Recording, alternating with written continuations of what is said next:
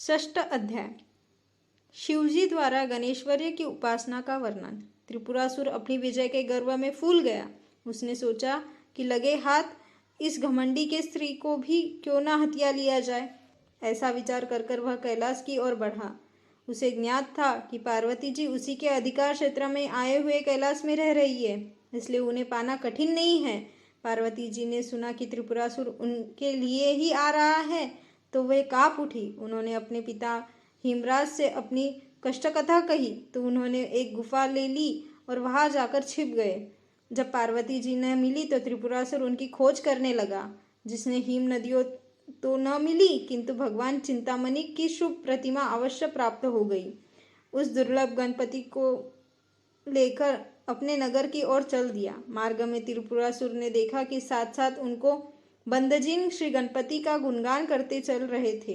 तभी सहसा वह मंगल मूर्ति उनके हाथ से छूटकर अदृश्य हो गई। मूर्ति के अंतर्ध्यान होते ही वंदजन भी अदृश्य हो गए। त्रिपुरासुर को बड़ी निराशा हुई। पाई हुई अमूल्य मूर्ति हाथ से निकल गई। यह उसके लिए शुभ शगुन नहीं था। इससे नितांत खिन्न मन हुआ, अपने नगर में लौट गया। उधर भगवान शंकर भी असुर के अत्यंत प्रबल सिद्ध होने के कारण चिंतित थे। उनकी समझ में ही नहीं आ रहा था कि इस दैत्य का दमन कैसे किया जाए। वे इस चिंता में निमग्न थे कि नारद जी आ पहुंचे। शिवजी ने उनका समयोचित सत्कार कर आसन दिया। तदुपरांत वार्तालाप आरंभ हुआ। देवादिदेव महादेव ने उन्हें बताया, देवर्षि, आप इस समय अच्छे आए हैं। मैं समझता हूँ कि अब वर्तमान समस्या का समाधान सहज ही हो जाएगा। देखो, त्रिपुरासुर कितने प्रबल हो गए हैं कि कोई भी महाबली उनके समक्ष टिक नहीं पाता। उनकी साम्राज्य लिप्सा तो बढ़ ही गई है। अब वह स्त्री, धन, आजीविका के साधन तथा उपासना के माध्यमों को भी हथिया लेना चाहता है। शूलपाणी की बात पर नारद जी विचार कर ही रहे थे कि उन्होंने एक चौंका देने वाली बात कही। कौतुक मुनि, बेचारे देवताओं की तो सामर्थ्य ही क्या, उस दैत्य ने तो मेरे भी सब अस्त्र निष्फल कर दिए।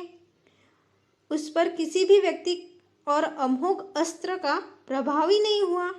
नारद जी ने आश्चर्य से कहा, प्रभो, आप यह क्या कह रहे हैं? आपके अमोघ अस्त्र और निष्फल हो गए? यह कभी संभव ही नहीं।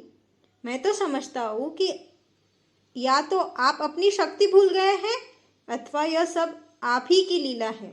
लोक के कल्याणार्थ और प्राणियों को सचेत करने के लिए आप ही यह सब कर रहे हैं। शिवजी बोले, देवर्षि, संसार में जहाँ जो कुछ भी हुआ है, होता है और होता आ रहा है, वह सभी कुछ लीला मात्र है। किंतु उस लीला में भी कुछ विशेषता उपस्थित हो जाती है। अब उसका उपाय भी तो करना होगा। असुर की प्रबलता और देवताओं का आकर्षण अवश्य ही विचारणीय है। इस समय यदि कोई उपाय आपकी समझ में आता हो तो बताने की कृपा करें। देवर्षि ने कुछ विचार कर कहा, हे सर्वेश्वर, हे सद्वन्य, हे देवादिदेव महादेव, आपसे कौन सा उपाय छुपा है? फिर भी आपसे बतलाता हूँ। आपने युद्ध के आरंभ में विघ्नेश्वर का पूजन नहीं किया, इसलिए पराजय का मुख देखना पड़ा।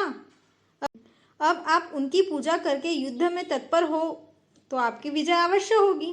विघ्नेश्वर शिवजी ने कहा, वह तो मेरा ही पुत्र है देवर्ष, उसे तो कर्तव्य ही मेरी सहायता करनी पड़ेगी। नारद जी ने मुस्कुराते हुए कहा, पुत्र यदि रूठ जाए तो उसे भी मनाना होता है शूलपाणी। फिर उस स्थिति में तो तपस्या और भी सुलझ जाती है, जब शत्रु पुत्र से बल पाकर ही पिता पर आक्रमण करे। शिवजी के हृदय को एक झटका लगा। तुरंत ही पूछ बैठे, तो क्या गणेश ने ही असुर को इस आक्रमण के लिए प्रेरित किया है? देवर्षि, मैंने तुम्हारी बात नहीं समझी, मुझे बताओ कि तुम कहना क्या चाहते हो? नारद जी बोले, यह तथ्य सर्वज्ञ है महेश्वर। आपके पुत्र गणेश जी के वरदान पाकर ही त्रिपुरासुर अजय हो गए हैं। अब स्थिति यहाँ तक आ पहुंची है कि आप सर्वेश्वर को भी तुच्छ समझने लगा है। इस स्थिति से निपटने के लिए आपको भी तो अपने पुत्र का ही पूजन करना होगा।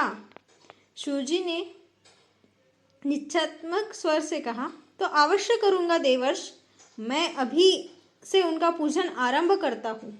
नारद जी चले गए। भगवान शंकर ने दंडकवन में जाकर कठोर तप आरंभ किया। धीरे धीरे 100 दिव्य वर्ष व्यतीत हो गए। तप करने में ही शिवजी को जम्भाई आ गई और शिवजी के समक्ष विनायक का प्राकट्य। तभी शिवजी के मुख से एक तेजोपन पुरुष का आविर्भाव हो गया। उनके 5 मुख, 10 भुजाएं, ललाट पर चंद्रमा था। उनकी देह कांति भी चंद्रमा के ही समान थी। वे कंठ में मृणमाला, सर्पों के आभूषण तथा मुकुट और बाजूबंद धारण किए हुए थे। उनके तेज के समीप अग्नि, सूर्य, चंद्रमा भी तिरस्कृत हो रहे थे। उन्होंने अपनी भुजाओं में दक्ष आयुध ले रखे थे।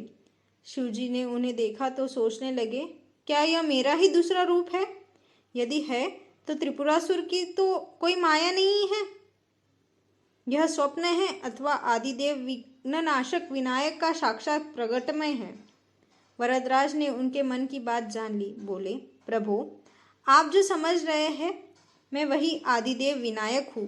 वस्तुतः मेरे यथार्थ रूप को देवता, ऋषिगण तथा ब्रह्मा जी भी नहीं जानते। वेद, उपनिषद, षडशास्त्र कोई भी मेरे रूप का वास्तविक रूप कहने में सामर्थ्य नहीं है। मैं चराचर जगत, ब्रह्मा जी और अनंत ब्रह्मांडों का रचयिता हूँ। सत्व, रज और तम तीनों भी गुण मुझसे ही प्रकट हुए, किंतु उन गुणों का स्वामी होते हुए भी उससे परे हूँ। संसार की रचना, स्थिति और प्रलय मेरे ही कारण है। आपने मेरा 100 वर्ष तक का निरंतर चिंतन किया है, इसलिए मैं पूर्ण रूप से संतुष्ट हूँ। आपकी कामना पूर्ण करने के लिए इस समय यहाँ प्रकट हुआ हूँ। अतः आप जो चाहे मुझसे मांग ले। वरदराज की प्रसन्न मुद्रा देख और वरद वचन सुनकर शिवजी उनकी स्तुति करने लगे। हे देव, आपका पूजन करके मेरे 10 नेत्र और 10 भुजाएं आज धन्य हैं। आपको प्रणाम करके मेरे 5 मस्तक और आपकी स्तुति करके मेरे 5 मुख धन्य हो गए। प्रभु, आप रजोगुण के द्वारा समस्त सृष्टि को रचते, सतोगुण द्वारा पालन करते और तमोगुण द्वारा प्रलय कर देते हैं। आप नित्य, निरपेक्ष और निर्लेप है। आप ही सभी जीवों के ईश्वर तथा उनके कर्मों के साक्षी और फल प्रदान करने वाले हैं। हे वरदराज, त्रिपुरासुर को नष्ट करने का शीघ्र उपाय कीजिए, अन्यथा यह समस्त सृष्टि नष्ट हो जाएगी। वरदराज बोले, आप मेरे बीज मंत्र का उच्चारण करते हुए शरसंधान करेंगे तो अवश्य विजय प्राप्त होगी। मैं आपके द्वारा स्मरण करते ही आपके पास आकर कार्य पूर्ण करूँगा। मेरा बीज मंत्र गम है। इसके उच्चारण के साथ बाण छोड़ते ही त्रिपुरासुर के पूर्व ध्वस्त हो जाएंगे। शिवजी द्वारा त्रिपुरासुर का विनाश, यह कहकर गणेश जी तुरंत अंतर्ध्यान हो गए। उसके बाद शिवजी ने उनका भक्तिभाव से पूजन किया और देव ब्रह्मादि को तृप्त करके पुनः अपनी महिमा को पुष्पांजलि समर्पित की और बोले, गणपति का यह स्थान आज से मणिपुर नाम से विख्यात होगा। उसके पश्चात शिवजी ने देवसेना एकत्रित की और त्रिपुरासुर की राजधानी की ओर चल दिए। गणेश जी का स्मरण करते ही उन्होंने देखा कि विघ्ननाशक भगवान वीर वेश में स्वयं आगे आगे चल रहे थे।